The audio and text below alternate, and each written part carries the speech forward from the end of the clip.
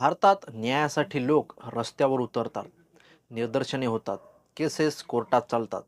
पण 2004 साली नागपूरमध्ये काहीतरी वेगळं घडलं, जे देशाच्या न्यायव्यवस्थेलाच प्रश्न विचारून गेलं.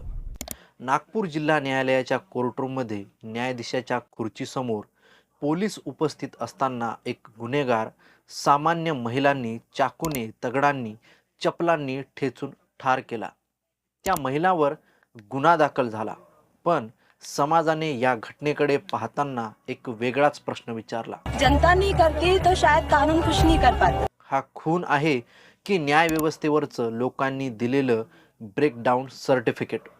ही गोष्ट आहे नागपूर शहरातील कस्तुरबा नगरची, दहशत असलेल्या अक्कू यादवची आणि त्याच्या विरोधात उभ्या राहिलेल्या शेकडो महिलांची. अक्कू यादव, खरं नाव भरत कालीचरण यादव, जन्म साधारणतः 1971 ते 72च्या दरम्यान. तो मोठा झाला नागपूरच्या कस्तुरबा नगर झोपडपट्टीत. सुरुवातीला साधा स्थानिक भामटा, पण जशी गँग तयार झाली त्याच्या गुन्ह्याचं स्वरूप बदलत गेलं. त्याचा 1991 मध्ये नोंद झालेला पहिला मोठा गुन्हा म्हणजे गँगरेप. त्यानंतर घरफोड्या, चाकू दाखवून लूटमार, रात्रीच्या वेळी झोपड्यात शिरून महिलांवर हल्ले असे गुन्हे तो करू लागला. अनेक वर्षांनी तयार झालेल्या रिपोर्टनुसार त्याच्या विरोधात किमान 40 पेक्षा जास्त बलात्काराचे आरोप होते, 3 पेक्षा जास्त खुनांचे आरोप आणि असंख्य मारहाण, खंडणी, धमक्या. स्थानिक लोक म्हणतात कस्तुरबा नगरातल्या प्रत्येक दुसऱ्या घरात त्याची बळी असलेली एखादी स्त्री आहे. अक्कू यादव आणि त्याची गँग लोकांच्या घरात कधीही घुसायची, महिलांवर अत्याचार करायची. कधी सकाळी 4 वाजता, कधी दुपारी, तर कधी रात्री अपरात्री. महिलांनी विरोध केला तर त्यांच्या पतीला मारहाण करण्यात यायची आणि मुलांसमोर आईचा अपमान केला जायचा. मुलीसमोर त्यांच्याच वडिलांना नग्न करून त्यांची चेष्टा केली जायची.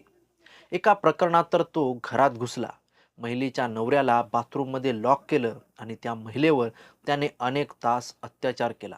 ती परत आली तेव्हा ती फक्त जिवंत होती, पण आतून पूर्णपणे मोडलेली.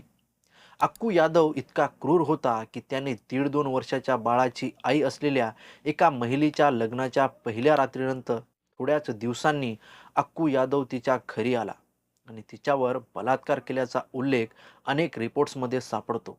एका महिलेचे स्तन कापून तिला रस्त्यातच ठार मारल्याचा देखील त्याच्यावर आरोप होता आणि त्याचा विरोध करणाऱ्या माणसाचा नंतर छिन्न-विछिन्न मृतदेह रेल्वे ट्रॅकजवळ सापडल्याचा देखील उल्लेख काही बातम्यांमध्ये आहे.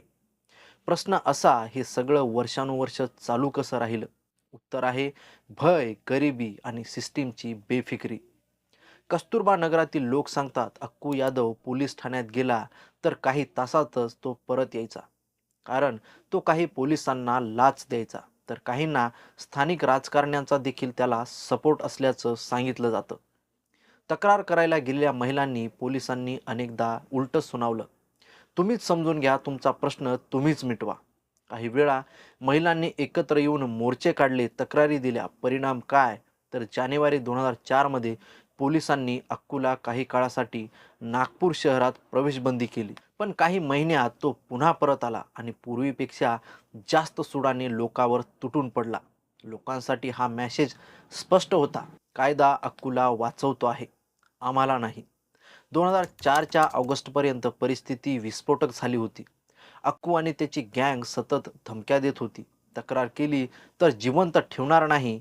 काही महिला नेहमीप्रमाणे अखेर पुन्हा पोलिसांकडे गेल्या. अनेक माध्यमानुसार यावेळी पोलिसांनी त्याला कस्टडीमध्ये घेतलं. पण त्याचबरोबर पोलिसांनी तुमचे आणि त्यांचे सेटल करून आणा असे सिग्नल दिले होते, असा आरोप लोकांनी केला आहे. या सगळ्यानंतर 13 ऑगस्ट 2004 या वर्षी अक्कू यादवच्या जामिनाची सुनावणीची तारीख ठरली. कोर्टात काय होणार? जामीन होईल आणि काही दिवसांनी तो सुटेल आणि मग पुन्हा त्याचं दहशतीचं चक्र चालू राहील. महिलांनी ठरवलं, आज काहीतरी वेगळं करायचं आहे. त्या म्हणाल्या, आता नाही तर कधीच नाही. 13 ऑगस्ट 2004 ची दुपार, नागपूर जिल्हा न्यायालय. कस्तुरबा नगरातून शेकडो महिला कोर्टाकडे निघाल्या. काहींच्या हातात भाजी कापायची सुरी, काहीकडे मिरची पूड, काहीच्या साड्यांच्या खड्यात दगड लपवलेले. रिपोर्टनुसार 200 ते 400 महिलांचा समूह कोर्टाकडे पोहोचला. त्यांनी कोर्टरूममध्ये प्रवेश केला, शांतपणे बाकावर बसल्या. कोणी विचारलं, कोणाच्या केससाठी आलात? तर त्यांचं उत्तर असायचं, आम्ही बघायला आलो आहोत. दुपारी साधारणतः 2:30 ते 3 वाजता अक्कू यादव कोर्टरूम नंबर 7 मध्ये आणला गेला. त्याला वाटत होतं मी पुन्हा बाहेर पडेन. नेहमीप्रमाणे तो महिलाकडे पाहून हसत होता. एका महिलेबद्दल रिपोर्ट्समध्ये नोंद आहे. अक्कू तिला पाहून म्हणाला, तुझ्याशी अजून एकदा मजा करायची आहे. तू तर आहेस. इतकं बोलून तो पोलिसासोबत हसला. तो त्याचा शेवटचा डायलॉग ठरला.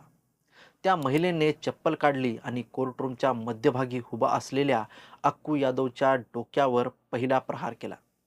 पुढच्या काही सेकंदात परिस्थिती नियंत्रणाबाहेर गेली. महिलांनी मिरची पूड हवेत आणि पोलिसांच्या चेहऱ्यावर फेकली.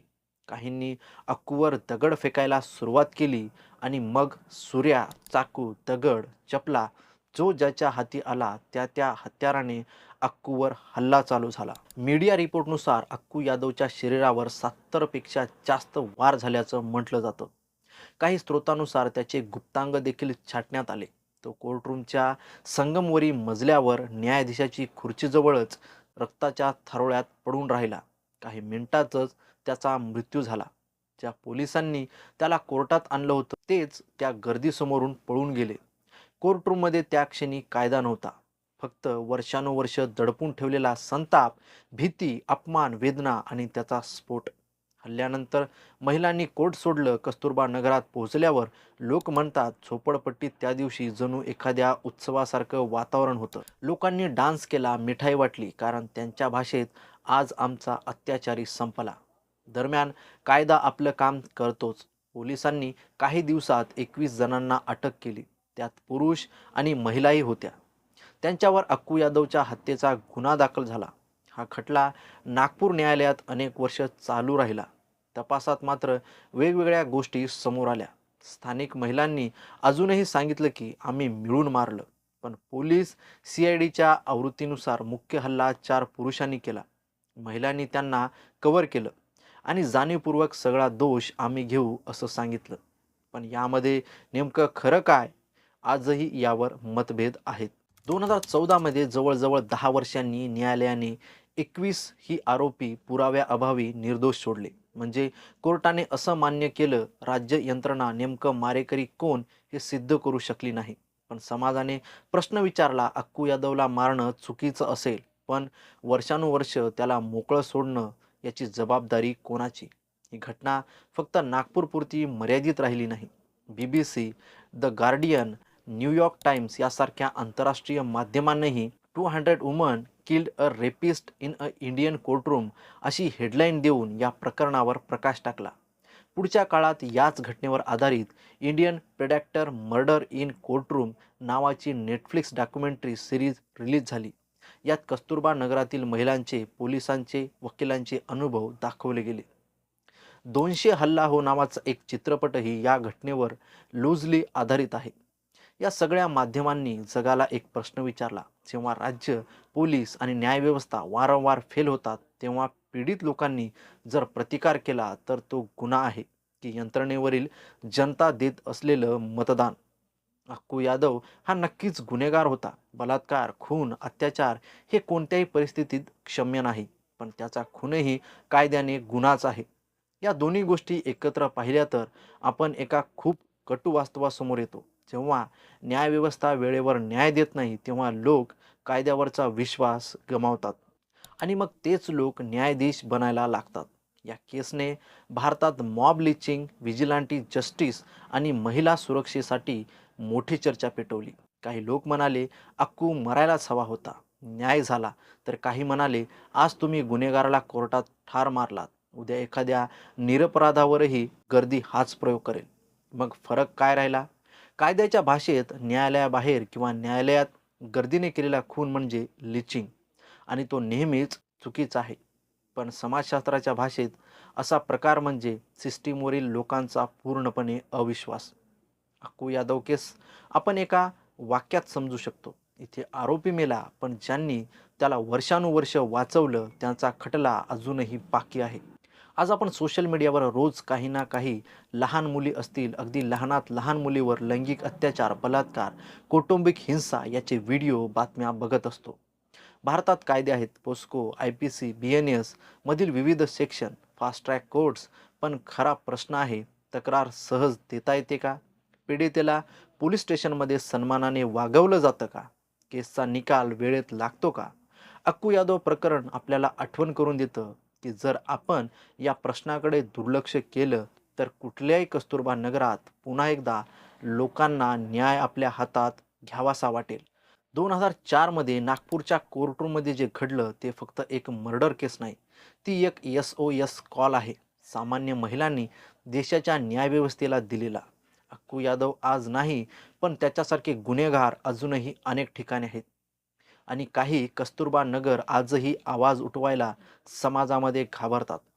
प्रश्न असा आहे, आपली सिस्टीम बदलणार का, की पुढची अक्कू यादव स्टोरी ही कोर्टरूमच्या रक्ताळलेल्या मजल्यावरच संपणार? कमेंटमध्ये नक्की लिहा, तुम्हाला काय वाटतं? या महिलांनी केलेलं कृत्य योग्य होतं का? की कायदा कोणताही असो, न्याय देण्याचा अधिकार फक्त न्यायालयालाच असावा? व्हिडिओ माहितीपूर्ण वाटला असेल तर लाईक करा. अशा आणखी सखोल स्टोरीसाठी चॅनलला सबस्क्राईब करा आणि हा व्हिडिओ नक्की शेअर करा. भेटूया पुढच्या वेळेस एका नवीन स्टोरीसह आपल्या चावडीवर. तोपर्यंत सुरक्षित रहा आणि अत्याचाराविरुद्ध नक्की आवाज उठवा. जय हिंद.